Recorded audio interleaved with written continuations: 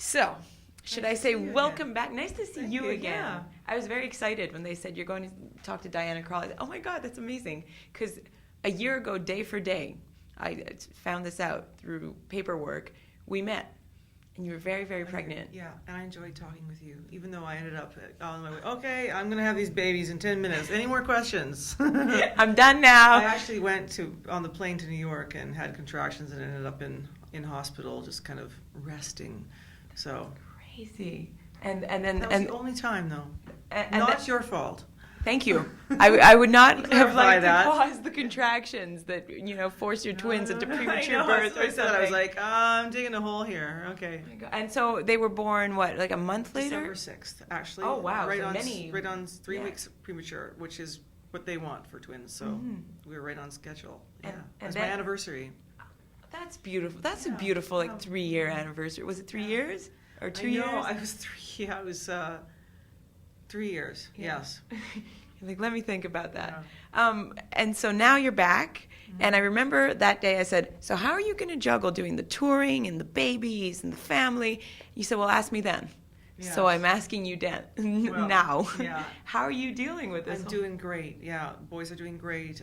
The only thing is it's such a beautiful day, and I'd like to be taking them out for a walk. But we've been traveling on a bus, on the Dixie Chicks bus, because they have twins. So we were fortunate enough to have a bus with 2 cribs, and they sleep great. It's Mama who has a little trouble sort of after show. We get on the bus, and the wheels on the bus go round and round for 12 hours, and then we set up a nursery at 5 a.m. with, I've got 2 great women working with me, nannies, and it's a challenge, but we've been doing really well. We did it for 3 months. And I mean, you had a choice. This is not like something you were forced to do, and you really wanted to go out, bring the kids out, and start singing again. Was it like this crazy need you felt like, okay, I have to get out again? No, I wanted to have a family, and I also wanted to continue being a creative artist, but it was with some trepidation.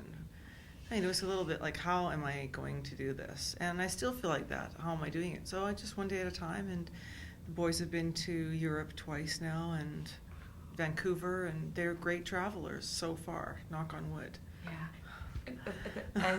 I find it so cute that you're traveling with the Dixie Chicks bus and there's 2 cribs. Like, this is like the mommy rock star fantasy right now. It is, but you travel with me for about a week and you see how rock star fantasy it is. It's like, okay. But it's been really good. And, the irony of it is that I was worried so much about how I was going to do shows, and I think I'm playing better and singing better, and certainly I'm enjoying myself more, which is why I'm probably feeling better about singing and playing. It all goes hand in hand. So that's amazing. And right now you're sort of revisiting your whole career because of this best of that's coming out, right? I guess that's what you have to do, or is it like no? I chose the songs, but I didn't listen to them down until today in the bookstore when I was signing autographs and they played the whole record, and I went, wow, this is really good. But I'm working on a new album right now, so that's where I'm right in the creative process. But I'm talking about the retrospective, I guess. It's okay. You can talk about both. Oh, so you're in the forward mindset, while here we are talking about the best of, which is like, does hindsight change how you look back on those songs? Like, does hindsight change your memories, what you were going through when you were recording those songs, playing those songs live? I listened to them today, and I thought they sounded really good. Yeah, I thought I was pleased. Yeah. I thought they sounded pretty good. I'm glad to hear that, because I've heard you so many times, and every time it amazes me. You say, well, I'm not a great singer, and I'm not a great piano player, and it boggles my mind, because you to so many people you're a virtuoso at both. No, not because I'm not great. But I enjoy what I do, and maybe I don't sound like anybody else, or I don't know. I don't really spend time thinking about it until I have to talk about it. But I mean, listening back to the records that I made, listening to certain tracks, I think they're really lovely, and I'm very proud of those the work that I've done. I always have, but I guess I'm such a forward thinker. You know, I like to move forward, and I'm so excited about the music that I'm doing now, and I can't wait. And it was so tempting for me to say, well, I'm going to play one more tune that I'm going to record, and you won't be able to hear it till September. I hope you like it. But I've been doing that all summer. It was really liberating for me to go out on tour for summer and not have an agenda with one specific record to promote.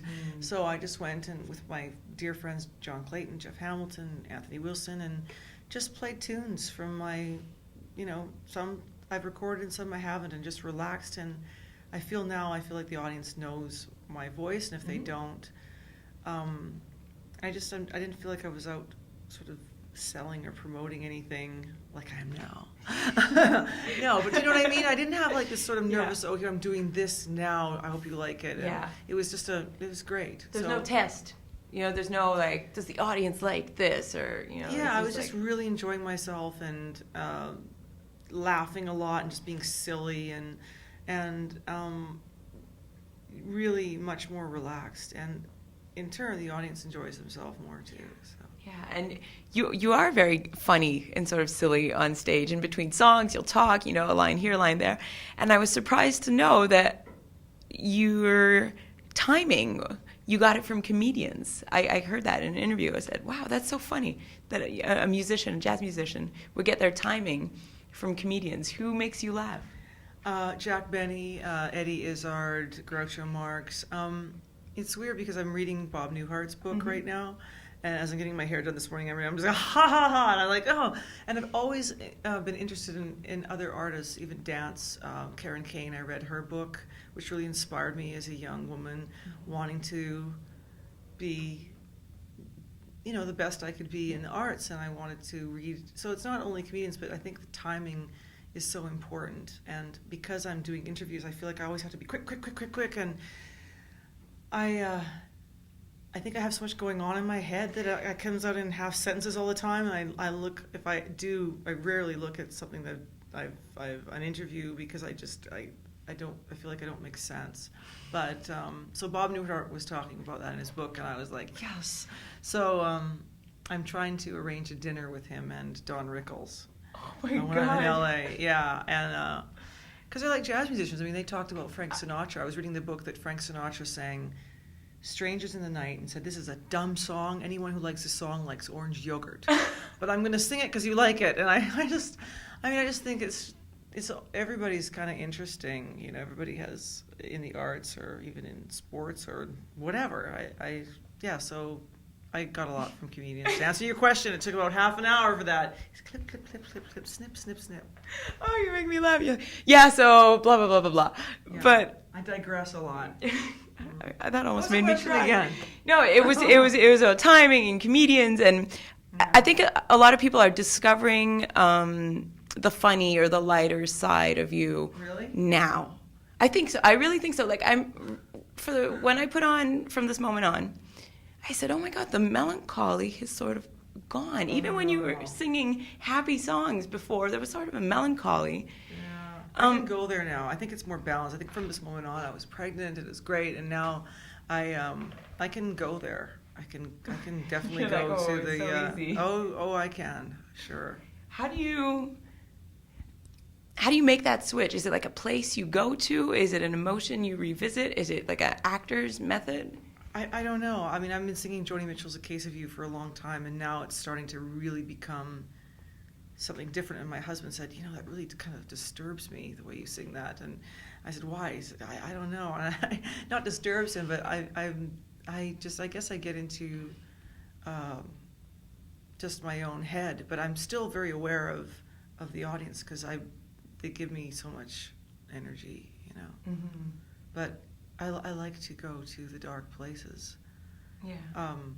Not, you know, self-destructive dark places, but that's why I'd like to try to see if I could do something in film that would be against type, either a really hilarious role That would be hilarious. or something that's a little darker. But you know, I can do that with little, like, songs. I can go there with little, like, they're like little plays for me. So.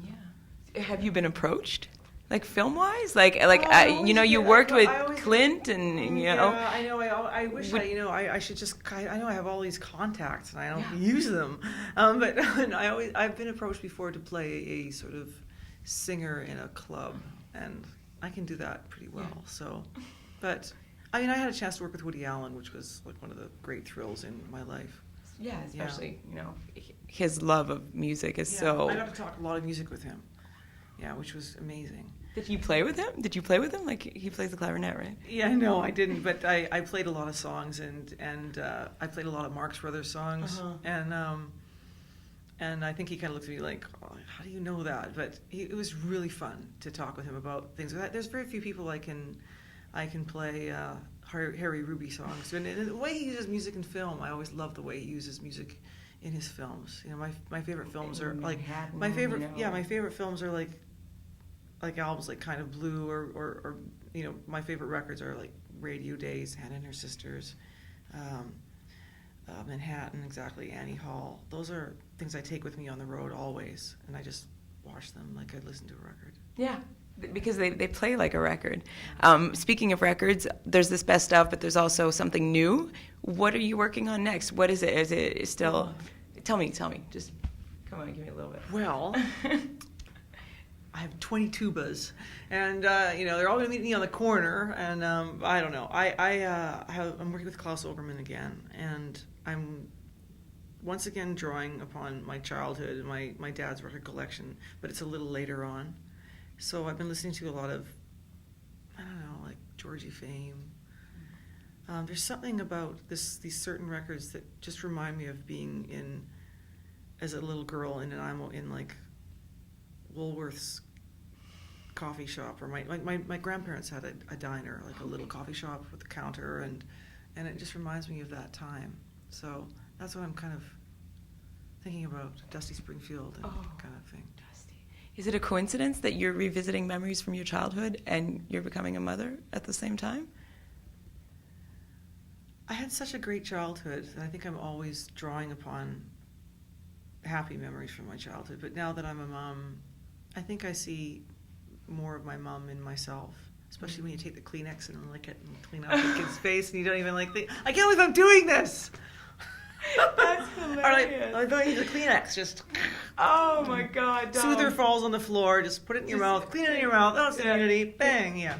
Stick it back in. Yeah. That's hilarious. The only thing is I can't recite like Cheerios, you know, but there's little sugar in them, so I'm being a little bit weird about that. But you don't seem like an uptight mom, though. You seem like a total... I'm uptight in other areas, but not as a mother, thank God, you know. Yeah, no, maybe because I'm older. Yeah, and because Elvis's experience... I'm just too tired to be uptight anymore. Too exhausted. Here, put on a record. Do you sing to them? I know that's like obvious question, but you sing to them? I do. Yeah. What do you sing? It depends. I sing whatever comes to mind. I was singing yesterday. Oh, I was singing. I'll remember in a minute. Good stuff. Kid stuff or no? Grown-up stuff. Yeah, grown-up stuff. Yeah, I think Beatles things in the mornings. Another thing. Good morning. Good morning. Good morning. C'est beau. Now you can pass on what your parents and your grandparents passed on to you. But I'm also singing to them, Yes, We Have No Bananas. Like things like that. Like I talked to my dad and I said, Dad, I was singing Yes, We Have No Bananas to our children. Or I sing, when I have to go, I sing Groucho Marx. Or other things like Nellie the Elephant or Elvis Costello songs. Mm-hmm. Pump It Up. They like Pump It Up. But I don't sing that. I just put it on. I always wondered that. I said, does Diana Krall listen to Elvis Costello records and vice versa? Well, you have to ask Elvis about that. You. But I listen to Elvis Costello records because there's so much to listen to that I'm still just checking things out. And that's awesome. And he's always writing. And, it's great. I know, I'm so lucky. You are. I am. You are, and you look happy. And I'm happy to see you. Thank you. Happy to see you too. I'm really happy. Yay! There's love. Thank you very much. And I can't wait for this new thing, and this is out. So I hope I see you again too. Me too. Yeah, it's always nice to talk with you. Merci. Merci à toi.